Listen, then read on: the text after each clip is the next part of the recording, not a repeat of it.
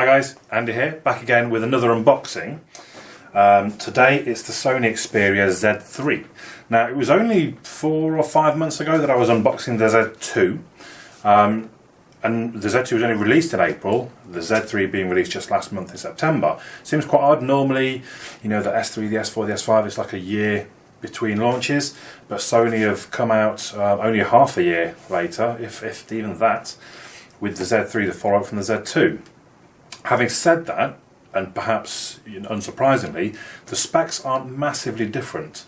It's the same chipset, it's the same Adreno processor, it's the same CPU, just clocked slightly faster at 2.5 instead of 2.2. The real difference that I can see is the thickness of the device. But let's get into the unboxing so we can take a look at that. If we start off with the box, it's a nice enough box. It's a fairly standard box. You can see there the different colours that the Z3 comes in: white, like a bronze or gold, and a black. The one I have, I believe, is black. We can see also on the back there that this is IP65 and 68 certified. It mentions the 2.5 GHz quad core, so the Z2 was only 2.2, and the 20.7 megapixel camera. Wi-Fi certified. High-res audio. Interesting. Not quite sure what high-res audio is. I've generally quite liked the Sony Xperia devices. I like the design. I like their slab-o-phone design. I don't get on so well with the buttons all down one side. Those that watch most of my videos will be aware of that. I don't know why they had to do this funny charging dock. Just put wireless charging in, perhaps. Anyway, inside the box we've got a screen protector, look, and a cloth, which is normally used for helping to apply the screen protector. Underneath we have the compact charger, which I quite like.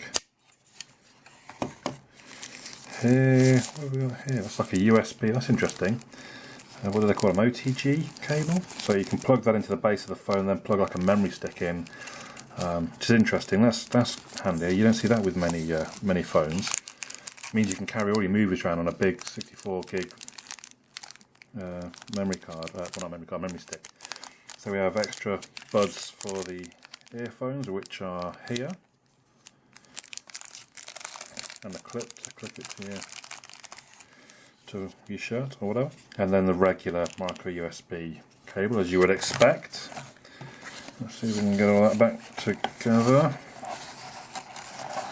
So quite a lot of bits and pieces in there with that. Let's move that out of the way now and take a look at the actual Z3. So I mentioned the dimensions are almost identical, the Z3 to the Z2, except the depth. So the Z3 is only 7.3 millimeters, whereas the Z2 was 8.2. So it's less than a millimeter's difference, but that's, I don't know, it's almost 10%, well, it's more than 10%, isn't it?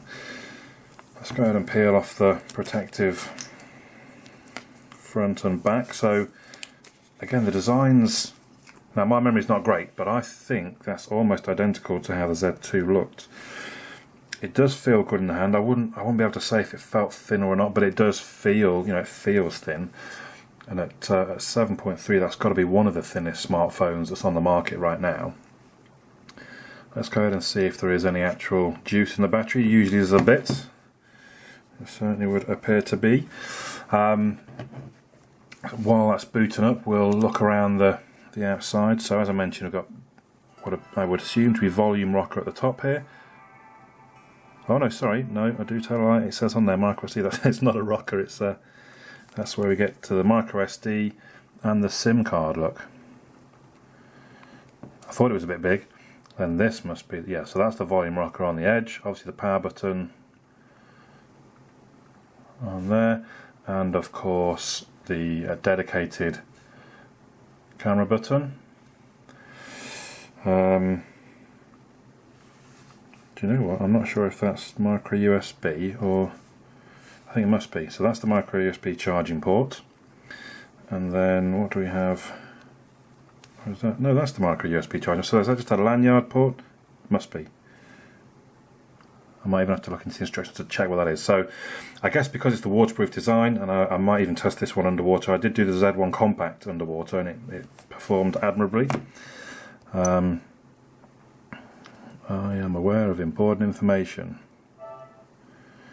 Let's just use Wi-Fi for the minute. Right, so what I'll do, I'll whiz through just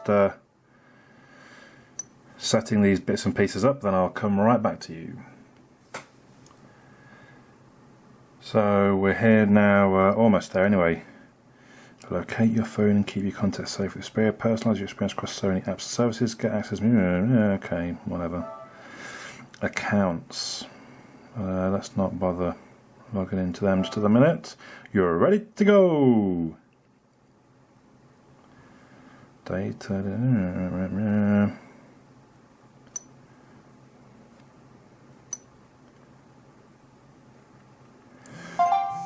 So there we go. Into the device.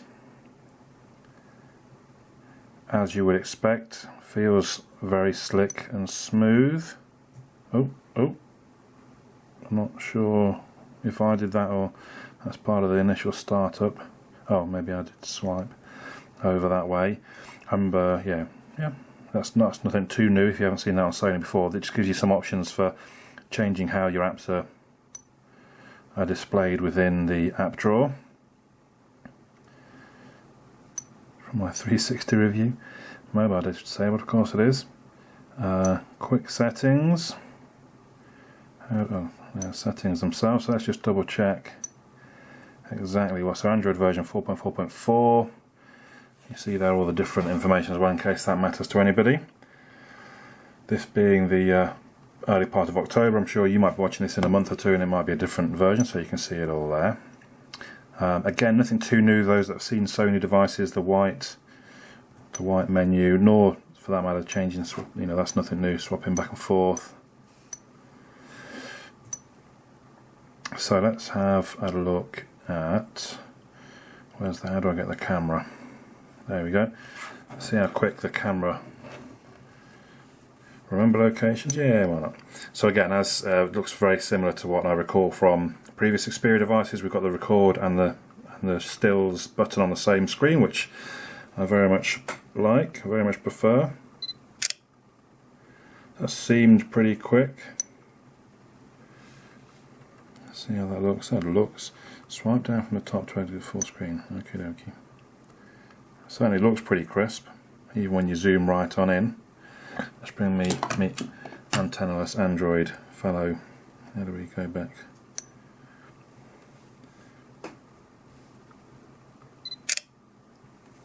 So yeah, seems a fast shutter.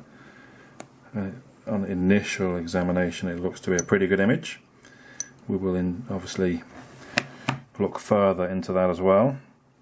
Let's see if we can bring. How do we get to YouTube? There we go. See if we can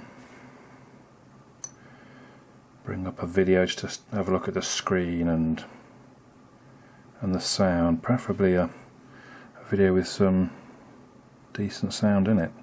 I don't really know what we're looking at just here, but we'll try this. That picture looks very good. Just check what resolution we're on. Oh, it's only 720 at the best, but it certainly looks. Haven't really got any.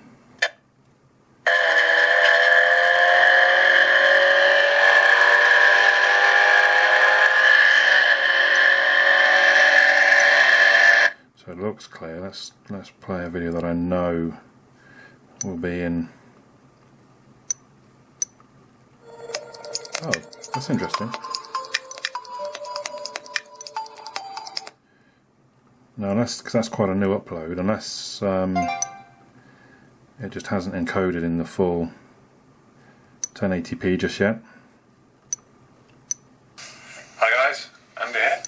I've been up to Phones for You this morning and purchased myself Motorola G. It sounds quite loud. I don't know quite why it won't let me go above 720p. The resolution of the screen, almost certainly, yeah, it's 1080 by 1920. So I don't know why that is. Just to confirm, I did mention earlier already. So it has the Adreno 330 GPU. It has the Crate 400 quad-core 2.5 GHz CPU, and it runs on the Snapdragon 801. So all of that is the same as the Z2, except it's running at 2.5 instead of 2.3. It has all the other things you'd expect: accelerometer, gyro, proximity sensor, compass, barometer. Obviously it's got FM radio as well if you plug the earphones in, GPS, all the usual things. So that's it really for the first look. The screen, it does look very nice, and generally I do quite like the Sony screens. They do a good job with their screen technology, obviously, as I guess you would expect. And it seems quick and responsive, again as you would expect with a quad-core 2.5 processor. It feels good in the hand. It does feel quite light. It's 152 grams, so that's 11 grams less than the Z2. It's a nice design. Like I say, I do like the kind of, much as I hate to say it, almost sort of iPhone 5 and 5S type designs. I like just a slab front and back, just nice and flat. You can see there the camera doesn't stick out at all, because I do like just to be able to put my phone down and be able to use it. Now, because it's a shiny back, it does, I can already tell it moves around a fair bit, but I can live with that, I'm sure. Anything else I didn't look at? Front facing camera, I guess that's the proximity sensor at the top there. Where does the speaker actually come out? Actually, so maybe, is that the speaker? Or is the external come out of the bottom? That might be the speaker then. Okay, so anyway, obviously I'll be doing lots of other videos. I'll do a video test against the S5, and I mean if you want me to do it against other things like the Nexus 5, I can do that quite easily.